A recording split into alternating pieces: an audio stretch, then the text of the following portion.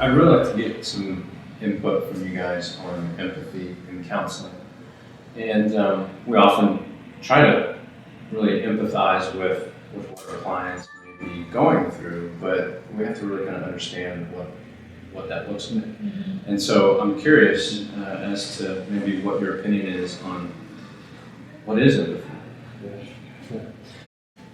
I would say empathy is probably one of the hardest things to do in counseling because there's really no technique, there's no level of experience that can generate this emotional connection with a person. Which maybe that's what it is. It's an emotional connection, grieving, joy that you have with another person. I can tell you what it's not, and I think it's important to recognize that lots of self-disclosure, lots of comments about, hey, I know exactly how you feel, really squashes empathy. What it is, I'd say, is more, again, just a connecting, hey, that must have been awful what you went through. Or saying, wow, how did that experience make you feel? I think to even just go a little further about what you were saying, Adam, to me, empathy is empowering an individual versus sympathy, which can be more of like pitying somebody.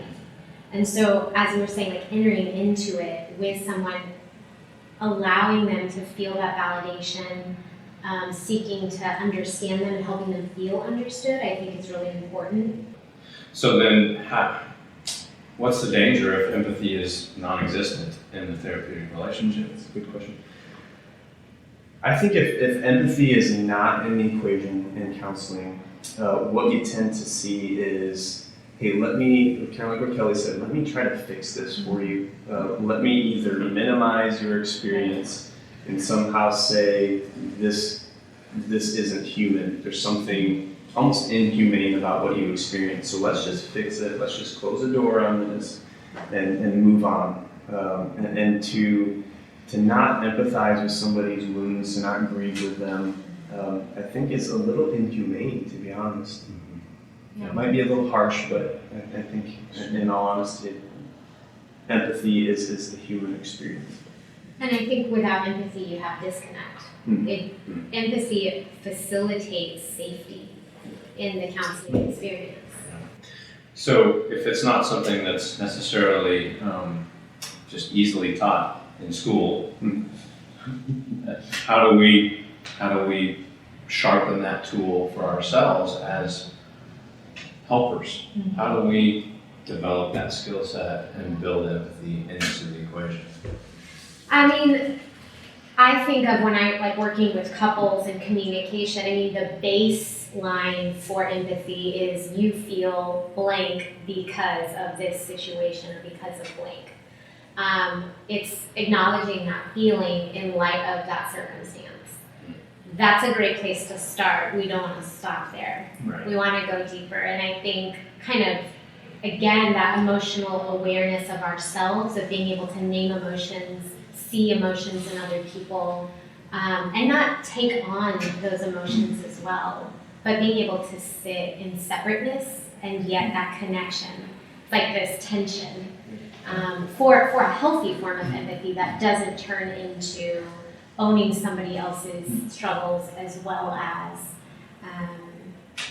having that disconnect. Yeah. Mm-hmm. One, to piggyback on that too, it's also an opportunity to maybe help them go home and have maybe some hope for what might happen in their future as they process through those things and they feel like that we've heard them, they've actually been heard. Right. And I think hope is a key component that's tethered to empathy. Yeah. If you can have empathy with someone and then show them that there's a way to maybe work through that and process those things, they can have hope. Yeah.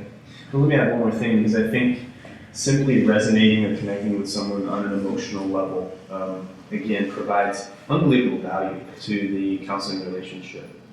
But I think to leave people at the emotional connection level doesn't necessarily fulfill the healing process. Sure. It doesn't reorient them to a different experience or a different reality.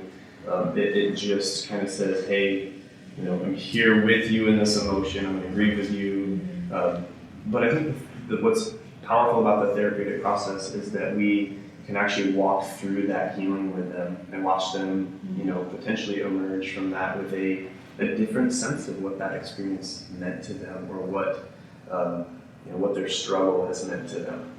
So it doesn't stop at empathy, and yet we can't do that second part of the process without empathy. Yeah, that's great.